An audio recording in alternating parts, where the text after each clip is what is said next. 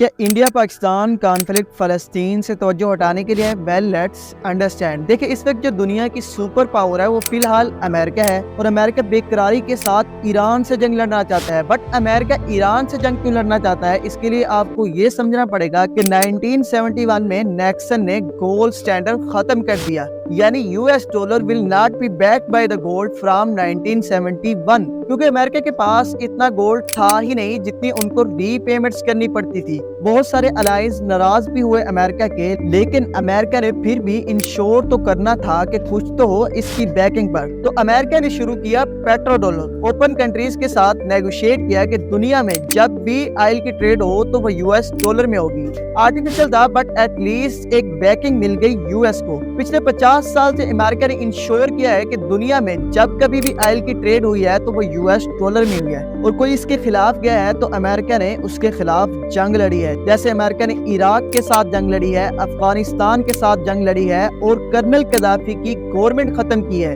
Just to ensure कि petro dollar अपनी जगह कायम रहे। लेकिन ईरान अब क्या कर रहा है? ईरान ने ट्रेड शुरू कर दिया है चाइना के साथ मिलकर, वो भी आरएमबी में, यानी यूएस डॉलर में नहीं, चाइना की करेंसी में। अब चाइना का हाथ रोकना है बहुत जरूरी, तो इसलिए चाइना के ऊपर सेक्शन भी लगेंगे, चाइना के ऊपर टैरिफ भी इंपोज होंगे। लेकिन इंपॉर्टेंट बात यहाँ पर यह है कि चाइना ने बड़ा अक्लमंदाना काम किया है। बेल्ट एंड रोड इनिशिएटिव शुरू किया अपने रीजन में, ये इंश्योर करने के लिए कि चाइना के गुड़ जहाँ कहीं भी जाए ट्रेड आरएमबी में हो। चाइना जितना ज्यादा कनेक्टेड रहेगा, ट्रेड कंट्रोल करेगा, ट्रेड कॉरिडोर कंट्रोल करेगा, तो दूसरे भी तो कुछ सोचेंगे ना। तो नेतन्याहू ने लॉन्च किया एमए कॉरिडोर। अब ये जो कॉरिडोर है इंडिया से शुरू होता है, सऊदी अरब से गुजरता है और इसराइल की पोर्ट हाइफा तक जाता है। जब नेतन्याहू ने इसको लॉन्च किया, इस इनिशिएटिव को, इसके 30 दिन के अंदर इसराइल ने जेनोसाइड शुरू कर दिया फलस्तीन में, ताकि कोई ऐसा जानदार बाकी न रहे जो हाइफा पोर्ट तक इस ट्रेड कॉरिडोर के कंट्रोल को रोक सके।